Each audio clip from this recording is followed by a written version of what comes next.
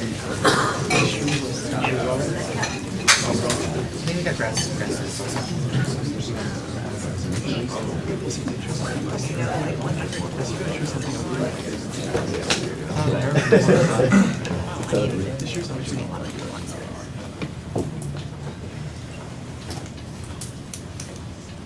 How do we go about studying programming languages?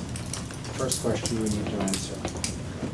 Now, you've almost all certainly been exposed at some point to some notion of classification of languages, right? Everybody here has probably heard a little bit about classification of languages. Anyone have any ideas, thoughts, classifications? This is standard computer science stuff, right? So you've probably seen it somewhere. Suggestions, yes? High level versus low level. High level versus low level, very good. Okay, any others? High level versus low level, yes? Procedural versus Procedural, excellent, okay, good. So, procedural. Any others? Typing? Like Typing. typing? Typing. On a machine where I can't type. And music, yes. Any others? Yes? functional and object-oriented. Functional. Any others? Yes? Object-oriented? Object-oriented, my favorite. Okay. Next, any others? Yep. Graphical. Graphical.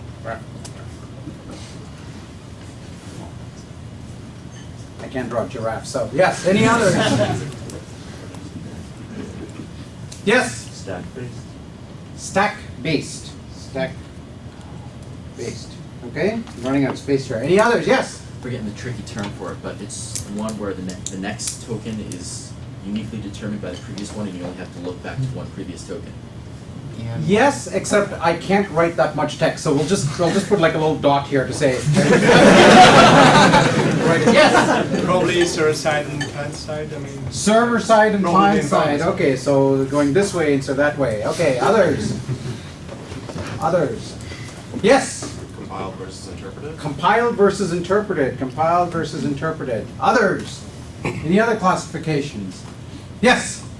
compiled versus interpreted versus just in time. Versus just in time. That's right. Like most of you are just in time. Okay. Any others? Yes. Declarative. Declarative. Yes. Very good. Okay. Declarative. Declarative. Anyone have an example of a declarative language? Yeah. SQL? SQL. Excellent example. Okay. Anyone have an example of a object-oriented programming language? Scala. Bring it. Yes, okay, fine. So Java, good, very good. Anyone have an example of a, what's this one? Functional programming language? Lisp. Schemes. Oh, come on, be cool, Haskell. Okay, all right, good. You all already know this. Why are you here? It's left for me to teach you.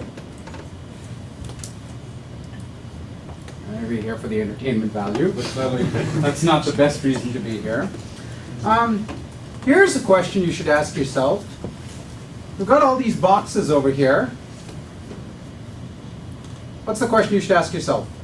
Yes? Which boxes are the best boxes? Which box are the best boxes? That is a question you could ask. What is the other question you should ask yourself? Yes? Why are there so many boxes?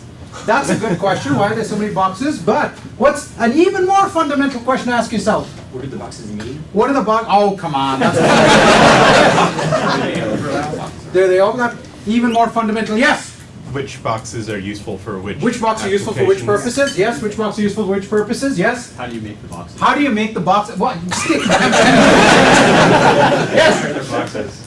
Sorry? Why are there boxes? Why are they categorized like that? Well, that's a good question. We'll get back to that. Yes.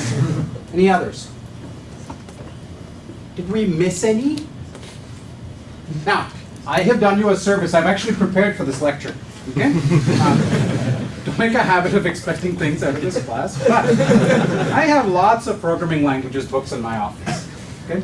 Now, you might say this is a slightly unconventional presentation. Usually one shows the spines, but you know, given what I'm about to say about them, I figured maybe we'll just, So they're all programming language books. And I went through all of the books and asked what boxes they name. Okay? And it turns out you guys are missing several boxes. Okay? For example, you are missing the box called markup. languages. There's a book that talks about markup languages. Okay. Anyone name a markup language? Okay. Good, okay, HTML, okay, good. One of them has a box called scripting languages. Anyone name a scripting language? Python. Python, good, okay.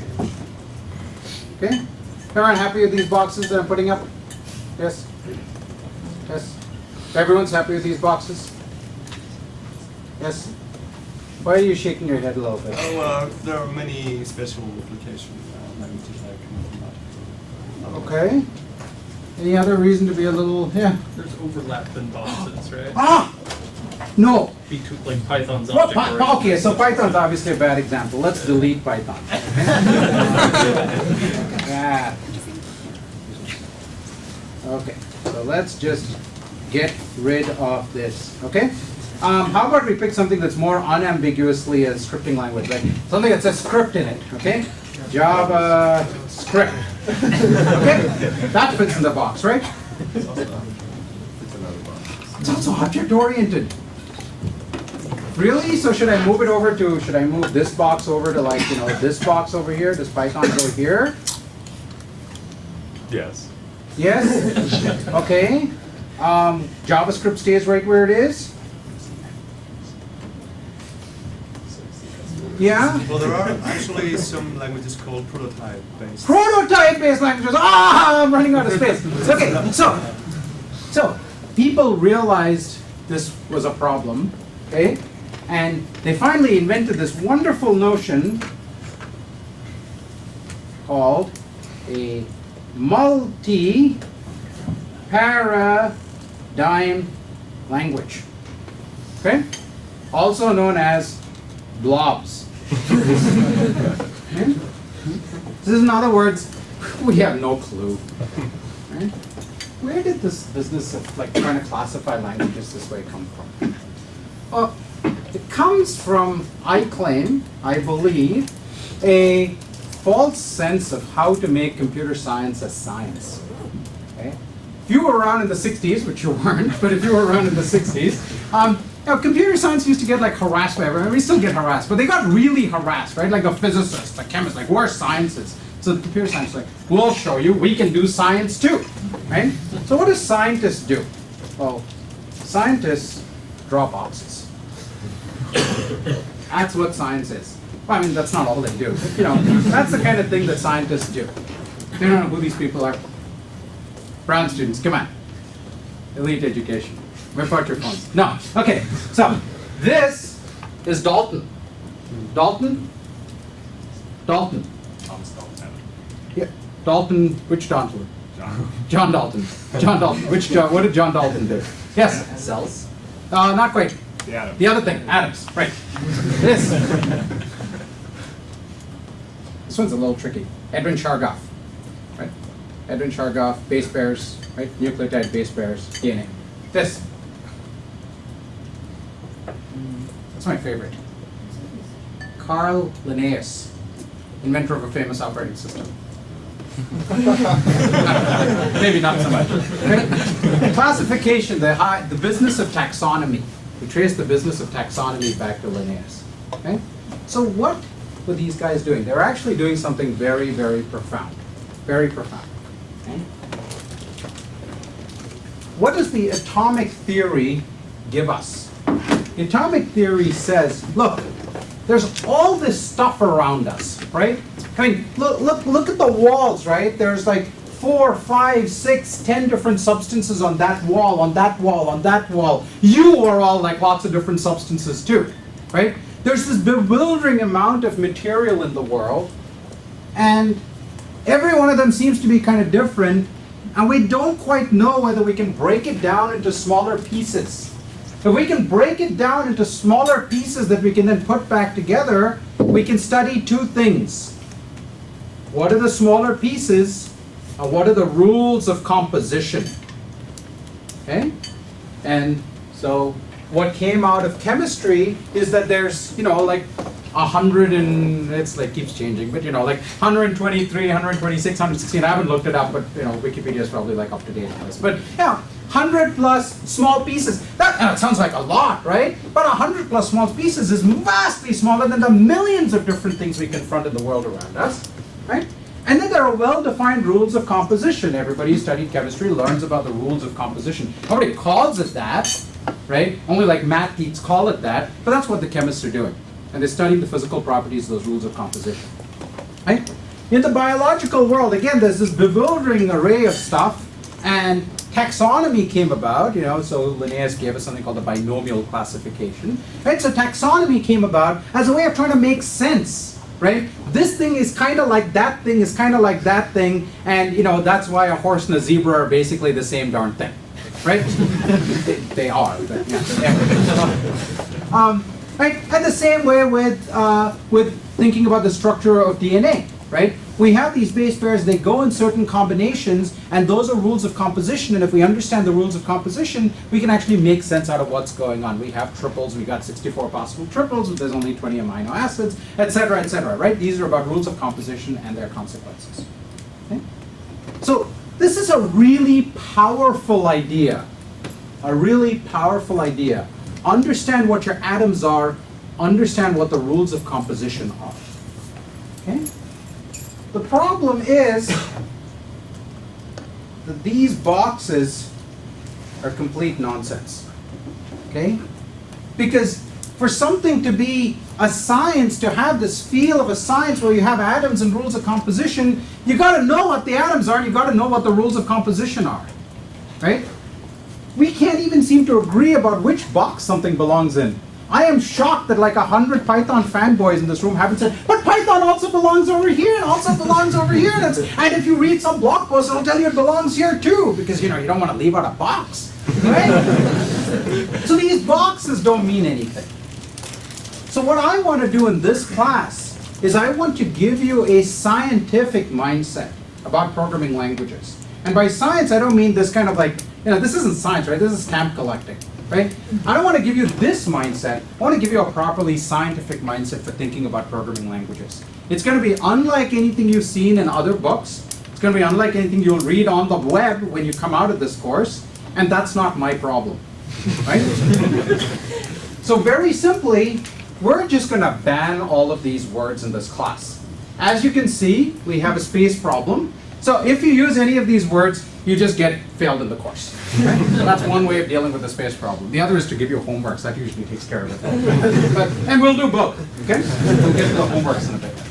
So I'm going to ban you from using these words, and we're going to take a very sort of Victorian mindset to this class, right?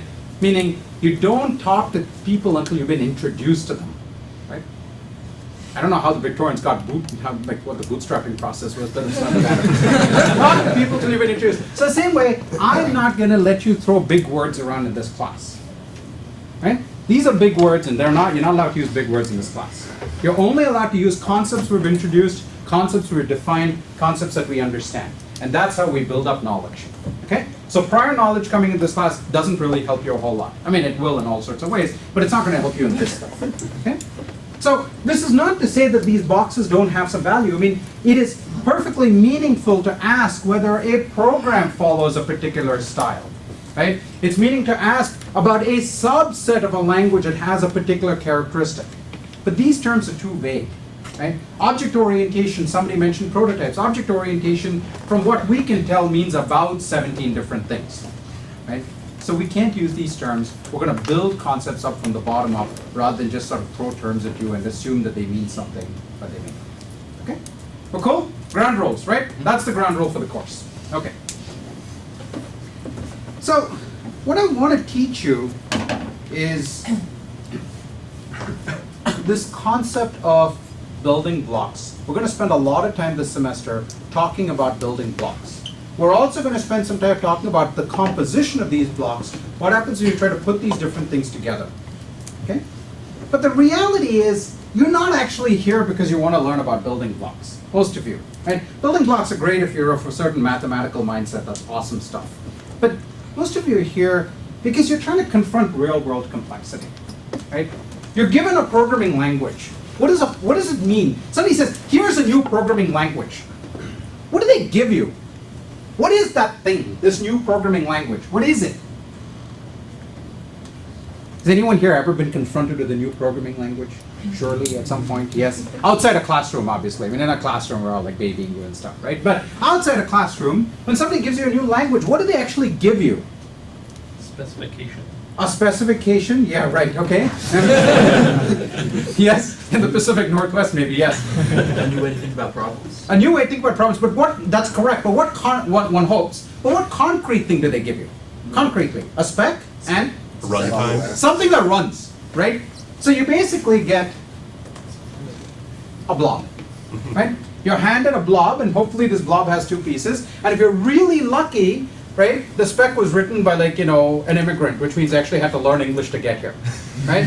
Otherwise, God knows what it says, right? So you get a spec, and you read the spec, and you try to make sense out of it, right? So how do you make sense out of a new language? What do you do when you're given a new language? What do you do when you're given a new language? Look for You're examples. given the spec, and you're given an implementation of it, right? Some binary. Yeah, what do you do? Look for examples. Look for examples, hopefully the spec has some examples, and then what? Yeah, Try something simple. you make up your own examples. That's right, okay? You make up some examples, and then hopefully you start getting more complicated in your examples, and you start to introduce things. I wonder, right? The moment learning actually begins is not when you read the spec, and not when you take the examples out of the spec, and not when you run them, but when you ask, I wonder what happens if I try to introduce a definition in here. I wonder what happens if I use a variable of the same name over there. I wonder what happens if I add a new space at the beginning of this line in some languages, right? I wonder is the moment where you start learning a language. Okay? What you're trying to do is, here's the thing, nobody actually gives you like tiny little languages. I mean, other than the brain pump test, but nobody actually gives you like a tiny little language, right?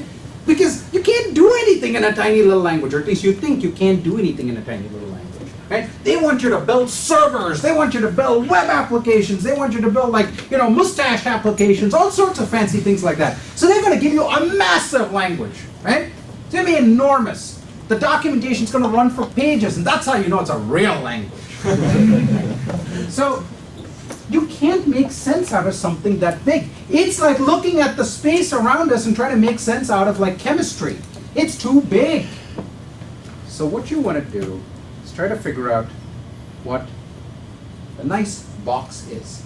Right? Inside every large language is a small language.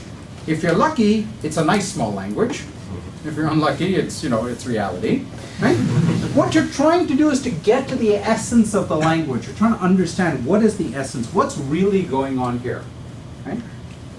And a useful way to think about the essence is as some composition of features.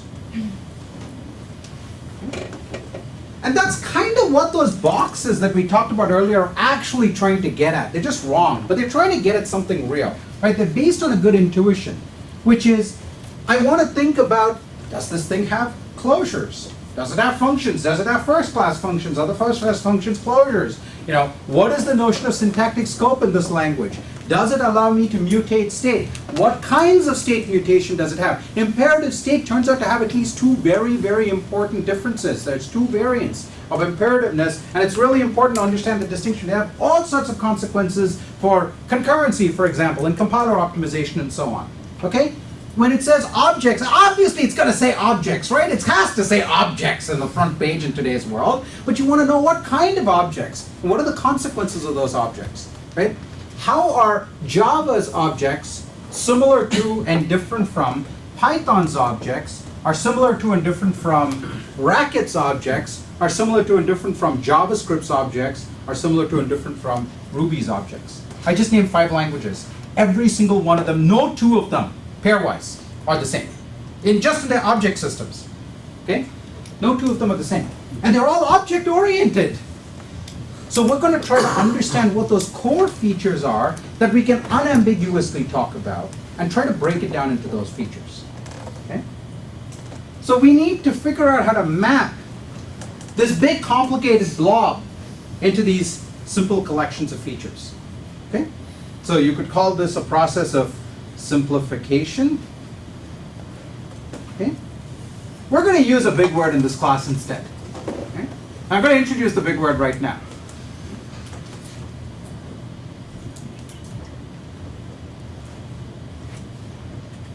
de-sugar. To extract, to remove sugar. Because we call these additional things syntactic sugar. We hope that they're syntactic sugar. Meaning they're just there for adornment, they're for decoration, but they're not essential. Okay?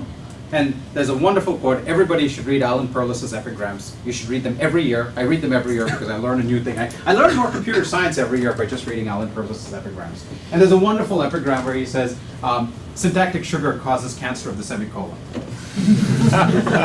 And if you read that every year, it'll make more and more sense to you. Okay? So we're going to try to remove the sugar and try to boil things down to its essence. Now, this sounds complicated, right? Yeah. Why are we doing this on programming languages instead of programs? Well, because this is CS173, the programming languages class. Right? I'm sorry, that is the simplest answer I can give you. When you, okay, but there's a good question there, which is, why aren't we doing this on programs? If you implement the desugaring process, which you will this semester many times over, if you implement this desugaring process, you can then apply it to individual programs. Right? Just like you write a compiler, you can then apply it to every single program. This is actually a compiler. It's a compiler from the big fat language to the essence of the language. That's what it is. Right? It's a compiler, but if I call this a compiler, you'd go, you'd be confused because it's programming languages and compilers are different course, blah, blah. So we'll just call it desugar. Okay? But we're going to implement it so that we can apply it to programs. Make sense? Yeah. Okay. Now, desugaring. You've never done this before, right? You've never seen such a concept before in your academic career. This is completely new to you, right? Yes? Good. Okay. Let's make sure that's true.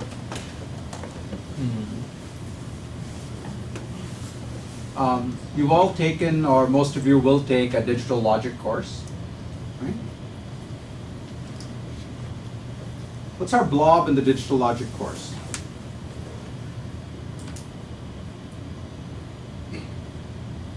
Okay. Lots of different kinds of gates. Yes?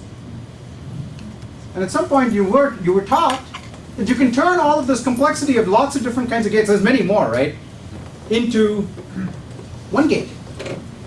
Right? Remember? Which one? NAND. Okay? So here is our desugaring transformation. It turns all of this into one kind of gate, which is the NAND. Did I draw that right? Yeah, I hope I did. Okay. That's the NAND gate. Right? So that's a desugaring process. And it says the essence of all of this can be captured in one gate, and then you just have a transformation that shows you how to map all these other things into one, right? And it's not completely hypothetical, right? People actually do this on actual chips, right? They implement all these other things in terms of simpler gates, because it's easier to have one kind of gate and just lay out lots of copies of it and make it small than have all these different kinds of gates. Okay?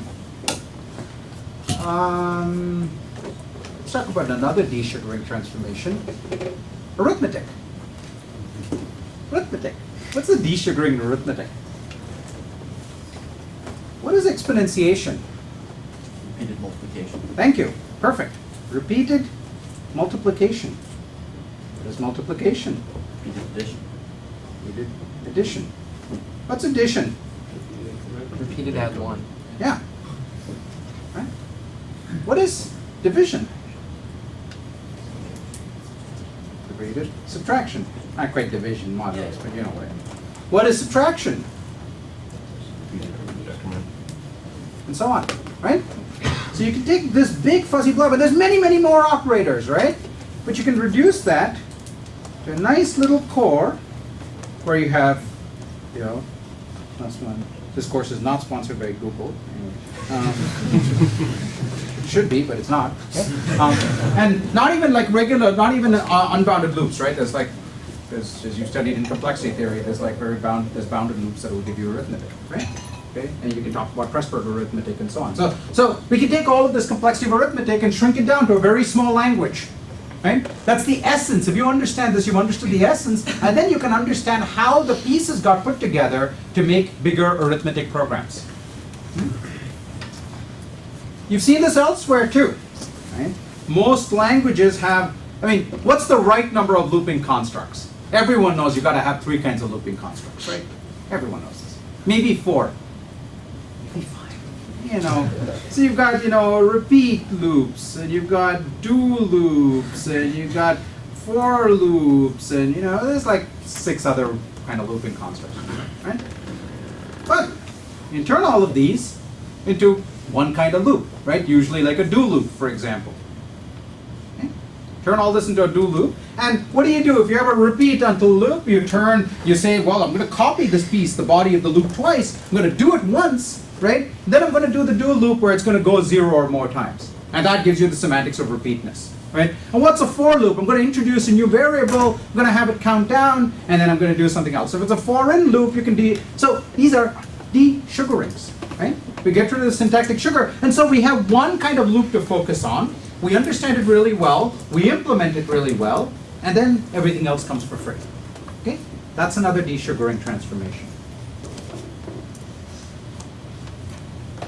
Now, there's surely somebody in this room has noticed something sneaky that I've done here. That is such a trick question, you don't even know where to look. I'll give you a hint. I've drawn one de-sugaring arrow. That's your hint.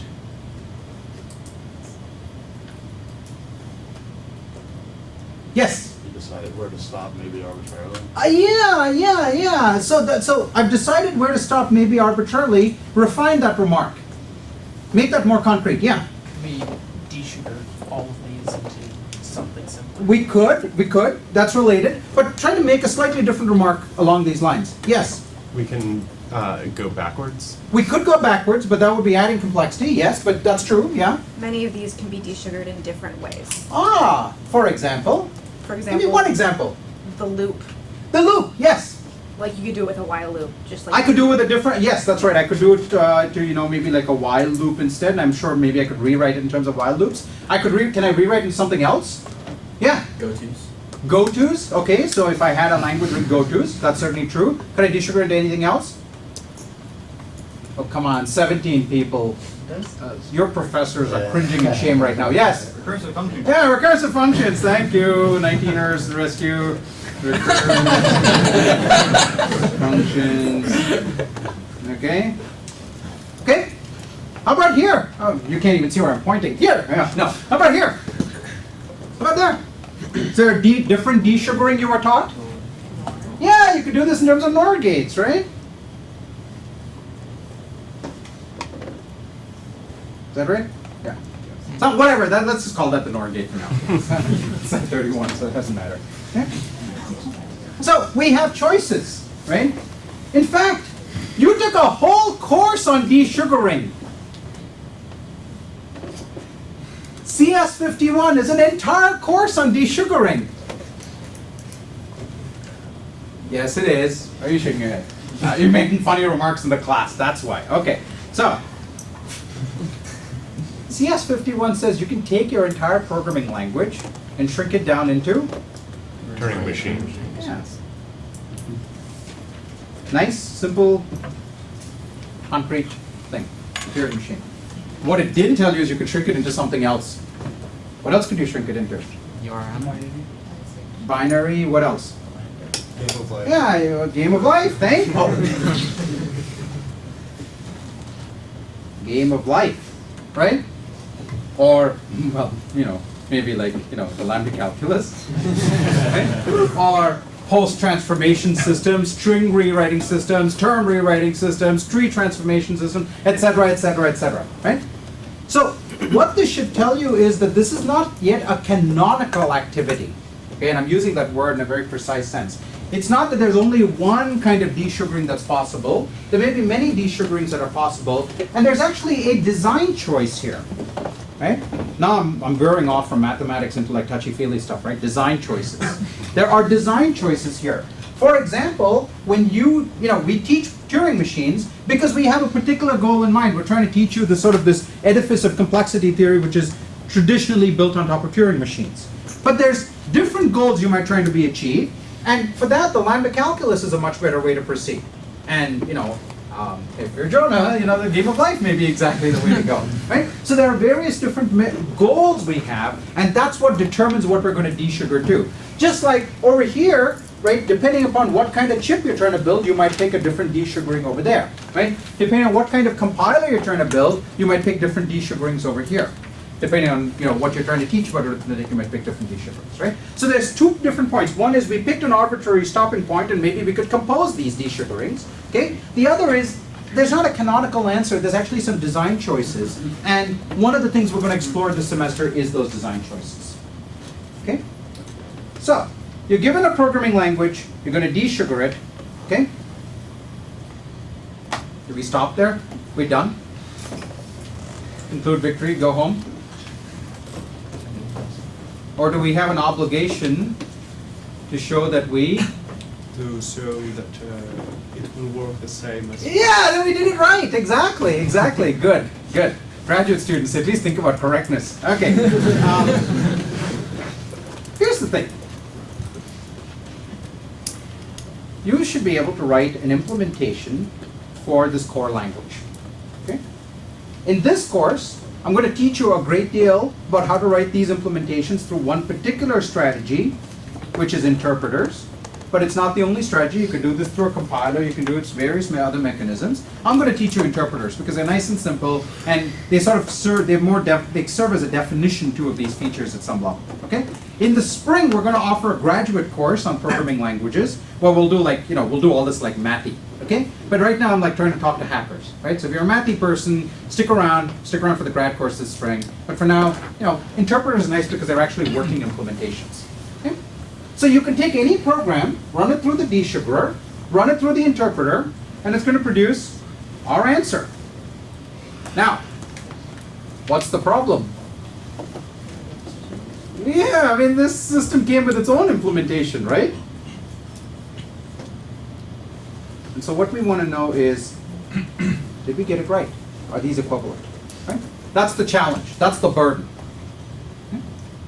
And so we'll end up having to keep jiggering around with this and jiggering around with this till we make sure that these answers came out right. And there may be multiple choices here of how we go about doing it. But when we're done, we've reduced the language to its essence. Okay? Now, this sounds like a sort of maybe far-fetched or hypothetical plan. This is exactly what my research group does.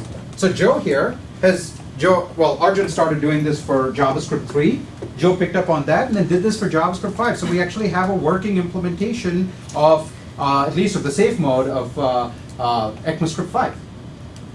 Okay? Which means you could actually plug it into your browser and run his implementation instead of the one there. And I strongly encourage it because it's so slow, you will stop browsing, you'll actually get work done. Best productivity game you can imagine. Okay? So we do this for real. We do this for JavaScript. We've done this for the DOM event model. Liam, who's one of your TAs, has been exploring jQuery. So we do this for real on various real programming languages and programming systems in the real world. Okay? And I want to teach you how to do the same thing. And we're going to do this in this class twice. The first time we're going to do it for a new programming language called Parseltongue that's been carefully designed. I'm sorry, I'm at Watson's University, right? So we're going to do this once for a language that's been carefully designed to illustrate various points. And then the second time we're going to do it, like now for real, for Python. Okay? Now, it's unlikely, I have to warn you right up front, it's unlikely that this semester most of you will have a full working implementation of all of Python. What we have done is we've refactored Python. We've done some work to try to find a smaller core of Python we think represents one essence of the language. You're going to do it by the end of the semester, at least for the core of Python. And those of you who want to really go for glory, you do it for the rest of the language. Okay? And I'll talk about that in a moment.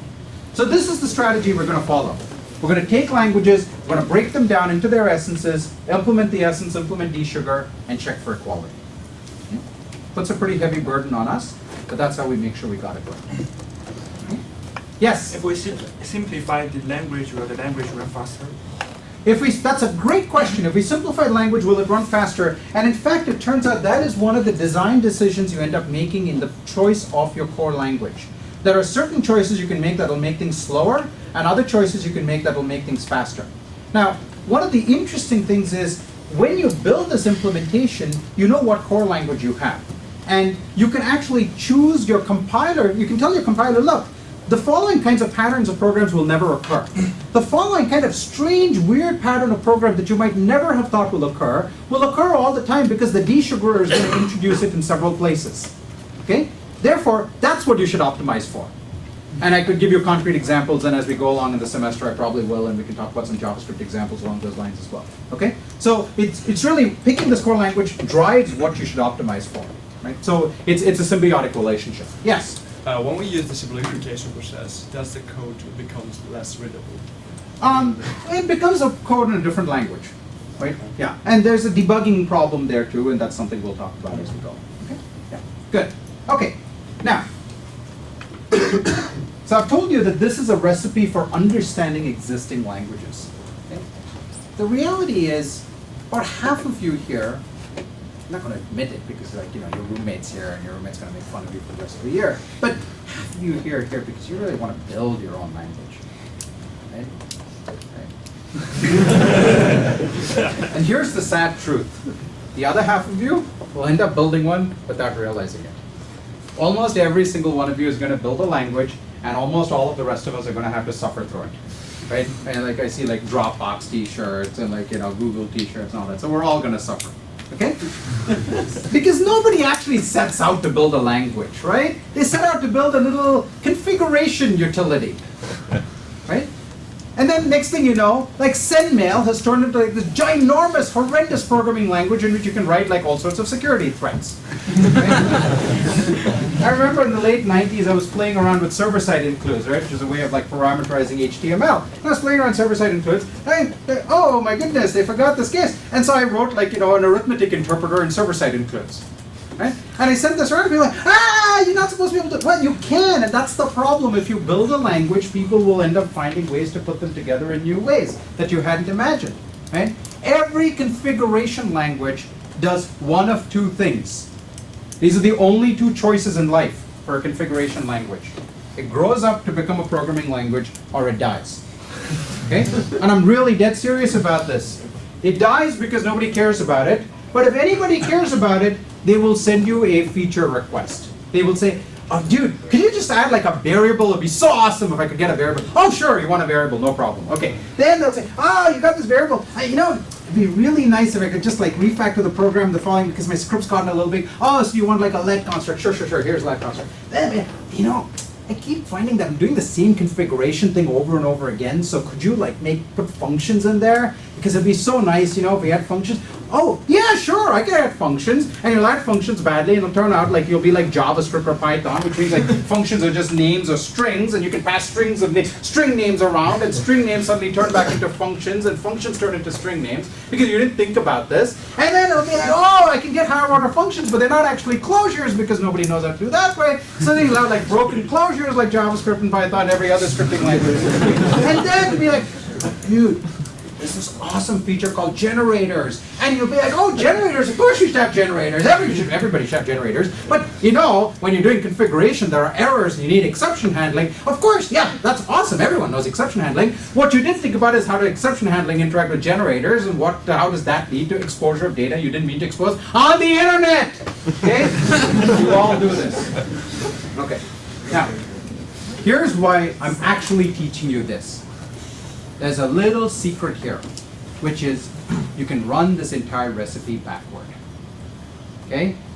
When you build a language, don't do the following thing, which is, here's this wonderful excerpt from Stack Overflow. Okay? How to go about making your own programming language. Okay? I mean, look, that's a perfectly good question, right? It's the answers that's the problem. Right? And I'm sorry, somebody on Stack Overflow is going to be really pissed at me. But anyway, I'd say that before you begin, you might want to take a look at the Dragon Book. Okay? What's the Dragon Book? The Dragon Book is all about parsing. It's all about parsing. It's all about surface syntax. On our programming language pragmatics. This will ground you in the theory of programming languages. The book needs to cover compilation, interpretation, and build you all the tools you need to make a basic programming language. Okay? Blah, blah, blah, blah. And it turns out almost everything about this is about syntax. Okay? There's like slight allusions to things that aren't syntax. But then here's the number 2 reply, right? The number 2 reply is, take a look at Antler. Antler, what does Antler do? Antler is a parser, okay? It is an awesome compiler. I mean, it's a compiler. What could be better than that? That's a fancy name for parser. Okay? It's an awesome compiler. The stuff you use to build a parser for a language. Building a language is basically about defining a grammar and adding production rules to this grammar. Doing it by hand, not easy, but a good compiler help you a lot. And then you're done. You have a language. Right? This is exactly the kind of nonsense that leads to badly defined languages. So, at least for the duration of this course, I'm not going to allow you to do this kind of nonsense. Okay? I'm offering you a recipe for thinking about language design. The recipe is start here. Think about what features you have. Think about what features you want. Think about what features you will end up being forced to have by your user base if you are ever successful. Okay? Figure out the features, write a little interpreter, play with the core of the language, understand the consequences. Now there's two ways to understand a language. One is through mathematics, okay? And that's how you should really do it. That's what you ought to be doing, okay? But that takes some background, and that's going to be the spring semester course. We're going to throw programs that implement mathematics for understanding programs. Actually, for understanding programming languages. That's going to be the spring course, okay? That's complicated, and not all of you have the time and patience and background to do that. So I'm going to offer you a simpler recipe. Write the interpreter, play around, try composing, ask yourself the question, I wonder, because you probably have not realized all the consequences of the decisions you've made. Ask those questions, find friends to ask those questions for you, play around, make sure you get this right before you proceed. Now, you go to Stack Overflow and say, I've already got my language, how do I build the language part of the language? And be like, oh, here's all the syntactic tools. Go use Antler, Schmantler, whatever. Knock yourself out, okay? The beauty of this approach is, as some of you just pointed out, there's no reason you need to have a canonical arrow going back, right? It's an into function, which means it's not a bijection. You can go back to several different things. You could decide, oh, I got various old-fashioned C people, so I'm going to give them Bracy language, right? And then you make, oh, everyone knows that the cool thing to do is do indentation-based languages. And then, oh, somebody else might say, oh, you want to make this configuration language available to others, so I'm going to do a little blocky language, like scratchy things, right? You can do all of these things. These are all different surface syntaxes that you layer onto this. It might even be the case that this language is not that strong because you can't figure out how to get good block representations for everything, and so you can offer multiple interfaces to your language, right? Languages are user interfaces. The user interfaces to the computer. It's unsurprising that you might have multiple of them, okay? But this is not where you want to do it. You want to get this right, and then you can offer multiple syntaxes. You can even talk about how to convert between these syntaxes because you have a core language to rely upon, okay? So it's a recipe for building a language. Get your core right, understand the core, layer on different surface syntaxes through dictionary. This is not actually a new idea. It's not something I've invented, right? This is a well-understood idea in certain communities of computer science. But as you can tell, and I'm picking on one random Stack Overflow posting, but on the internet, you will find that most people don't understand this, okay? And all of you are going to end up designing languages, and that's why I want to pass this message along to you, okay? All right. That's the end of lecture. Let's talk about some logistics. First of all, do you know we have a collaboration and honesty policy? Do you know what it is? I don't care. Read it, sign it. Okay? Read it. It's on the web. You're all adults, so I expect you can do, adult things on the web. Well, that didn't come on. Okay, moving right along. Piazza. Are you all aware that we're using Piazza? If you're not, become aware that we're using Piazza. We're using Piazza. If you're enrolled in the class through Banner, I saw your email already. We're using Piazza. You can find it for yourself. Go to piazza.com. It's like an online discussion forum thingamabobb.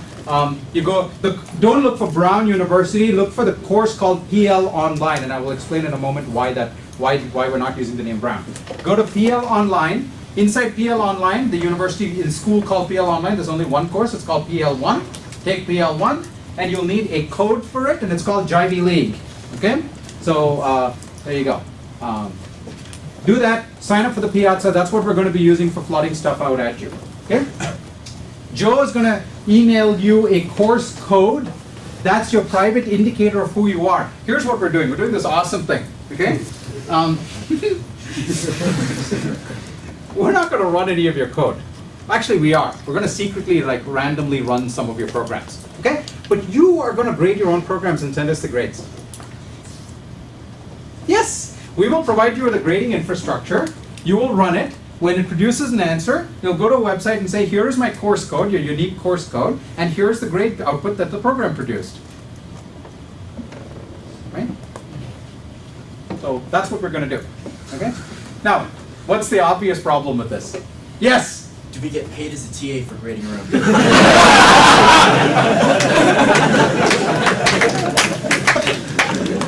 If you knew how little TAs get paid, you would realize that that's basically like a rounding error.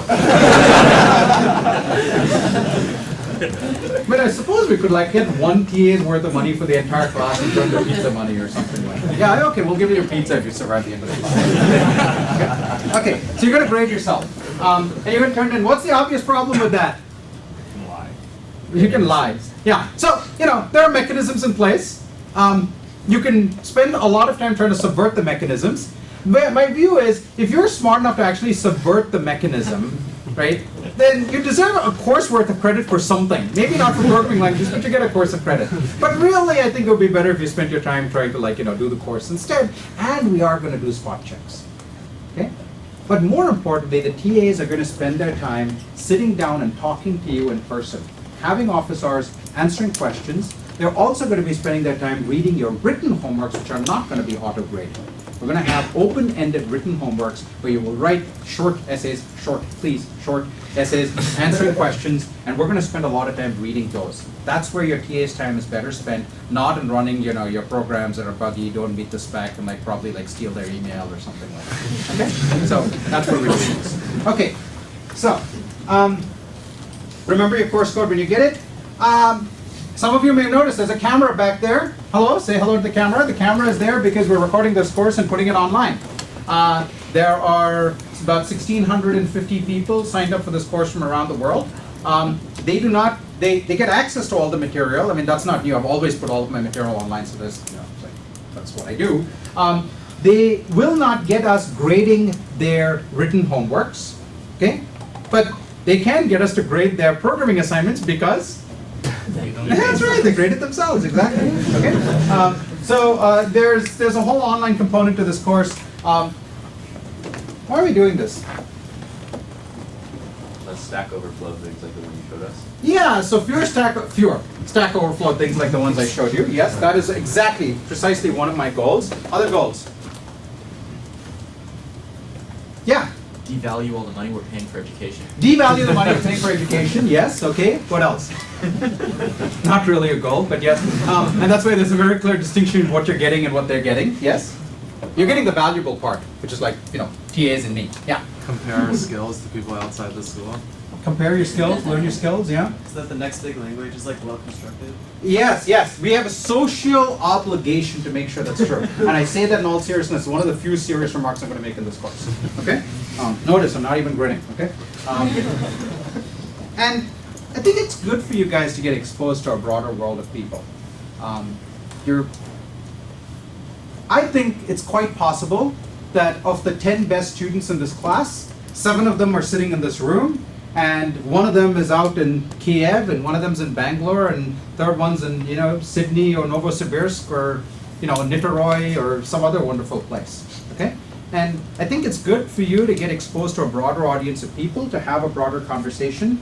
They will ask questions, you will answer, you will ask questions that they will answer. Right? It's opening up the class without taking away the value that you really get from being at Brown, which is the interaction with each other, the interaction with people, the interaction with TAs, the open-ended questions. This is not Stanford, right? First of all, we believe in teaching courses here, well, right? Apparently, according to the online videos, 80% of the students aren't paying any attention. That seems to not be the case over here, okay?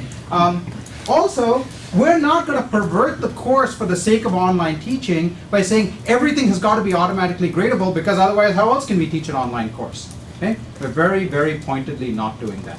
We're going to have design checks where you will come in and sit down with TAs, and you will sit down and get in-person feedback about the things that you are designing. Okay? That's the real value of this education. And that's what you're actually getting. So, it's an experiment. It's also a learning opportunity for me. I like learning new things. I'm going to learn something new by doing this. Next, we have a notion of grade caps. You're all aware of the grade caps? Okay, go read what it says about grade caps. So it means you haven't read the syllabus. You have to read the syllabus. When you read the syllabus, you'll know about grade caps. Okay? I'm making it easy for you to know what your course grade is going to be before the course is over. Okay? So there's a certain amount of work you have to do to get a C, certain amount you have to do to get a B, and certain more you have to get to an A. And I'm telling you up front what it is. So you know all along how you're doing in the course, rather than uncertainty where you're not sure. The second half of the course is all going to be teamwork, right? You do not want to be teamed up with one person who says, I just need a C because I'm taking this, SNC, and somebody else who says, I'm really gunning for an A. They're probably not the ideal teammates. This way you can discuss your expectations much more crisply, okay? So look, you're all Brown students, right? All of you want A's, I know, okay? I've also pointed out that the average course, the course grade is going to be a B, so get used to that. But you all want A's, but at least it helps you set expectations better. Okay? So maybe there's no information conveyed, maybe there is. The course base is brutal, absolutely brutal. I mean, if you just think about it, if you're going to build a chunk of Python by the end of the semester, you know it's going to be brutal, right? And it is. I'm confirming that. It's going to be a very difficult course. We actually talked about and realized what we should have done was 167, 169, like we should have done like the whole Python thing as a separate lab. We didn't, too late, it's all part of one. So you're doing 169 here basically, okay? Sorry, it's a tough course. The first homework goes out this Friday. Here's the homework schedule. The first homework goes out on Friday, it's due next Thursday. Second homework goes out on Friday, due next Thursday. Out, back, okay? The next homework is 10 days long, and at the end of that you will have a full working implementation of the Parseltongue language, and you would have added 3 extensions to Parseltongue. That's all in just over a month of the course, okay? And then we start with the Python parts, okay? And the Python parts will be somewhat differently structured. All along the way there will also be written homeworks that you're doing solo, okay? So there's a lot of work in this course. Be prepared to program. You're going to learn 2 new programming languages in the first 2 weeks. You're going to learn Parseltongue, and you're going to learn Racket. If you go to the Piazza board, this is a good reason to go to the Piazza board, is that the materials, there's already a pointers to the Racket guides, the parts of the Racket guide you need to be reading. If you haven't programmed Racket before, start now, right after class. Go right to lab and start programming, okay? Very good. Any questions? Okay, welcome to the class. The videos are going to go online soon after lecture, maybe within 2 or 3 hours, latest by the evening. So you will benefit by being able to watch the videos as often as you want. Yes? Yeah, quick question. Can you elaborate a little bit about why we are not associated with Brown on Piazza? Oh, it's complicated. It's totally a matter of, it's totally a technicality. I want to be clear to the people outside Brown, that this is not a formal Brown online offering. They're not getting Brown credit for it. Okay, so that's why I made up this new institution name. Okay, you are all getting Brown credit for it.